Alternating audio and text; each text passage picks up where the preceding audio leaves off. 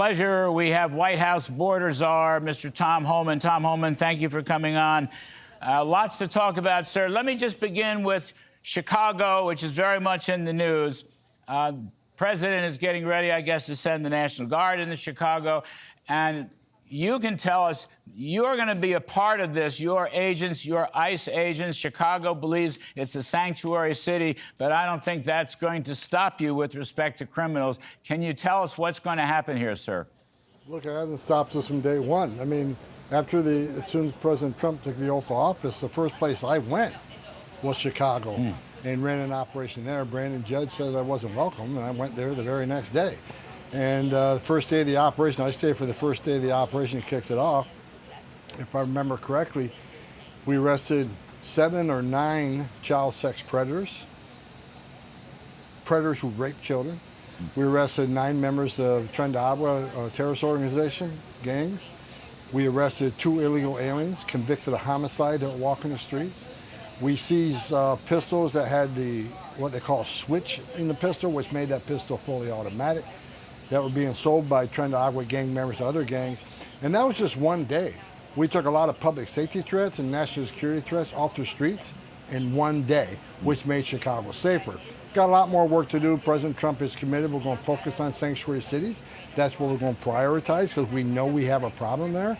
So there is going to be, as I said several weeks ago, we're going to flood the zone in sanctuary cities like Chicago, like Los Angeles, like San Francisco, and New York. We're going to flood the zone, and Chicago is one of them. We're going to go there and make Chicago safe again. President Trump committed that to American people, and the men and women of ICE and the Border Patrol will keep his promise.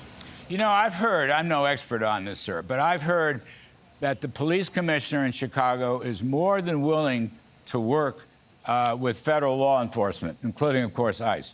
But I'm also reading and listening to the governor and the mayor talk about resistance, all kinds of resistance. How does that get worked out? How does that play out?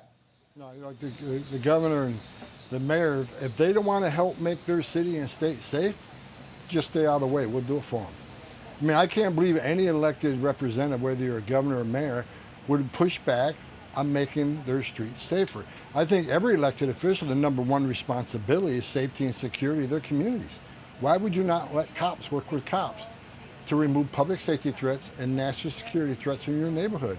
And as far as the police, look, when I ran that operation up there, we stopped at a couple precincts for a nature break, and I can't tell you the number of law enforcement officers that walked up to me, shook my hand, and thanked me for coming to Chicago. Because they're arresting the same illegal alien over and over and over again because of sanctuary laws, they get released from the jail, back in the community to reoffend.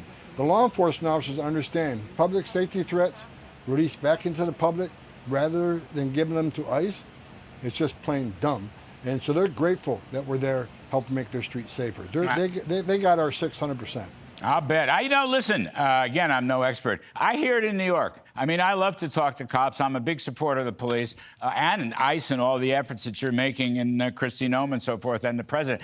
But I hear it all the time. The Blue Line here in New York love what you're doing and would like to see a lot more. They'd like to see a lot more of almost everything, including, by the way, even more cops on the street besides more ICE. Now, are you going to increase the volume of ICE agents in Chicago and these other cities? It's damn straight. We're going to flood the zone. So, look, we don't have that problem in Florida, where Governor DeSantis is requiring every sheriff and chief to work with us. We don't have that problem in Texas. We had the problem in sanctuary cities, so where we're going to put majority of our resources in sanctuary cities, because we know we have a problem. We know public safety threat, illegal aliens are released from the jails every single day, which makes it dangerous for the community, makes it dangerous for the officers, makes it dangerous for the alien, because anything can happen on a street arrest. You would think they let us in the jail to arrest that public safety threat and the safety and security of a jail where we know weapons aren't involved. But yeah, we're sending a bunch of resources to sanctuary cities. And look, we're hiring 10,000 more officers. Where are most of them going? Sanctuary cities, because that's where the problem is. We're going to send our firefighters to the biggest fires, and those fires are in sanctuary cities. Wow, 110,000. That's a tremendous number. That's a wonderful number. 10,000. 10,000. 10,000. That's a good number, too. I thought you said 110,000. I wish. Well, who knows how it's going to play out. Tom, hang on. I got a quote. Here's what President Trump said today in the Oval Office. Hang for 1 second. Here it comes. I want to go into Chicago, and I have this incompetent governor that doesn't want us.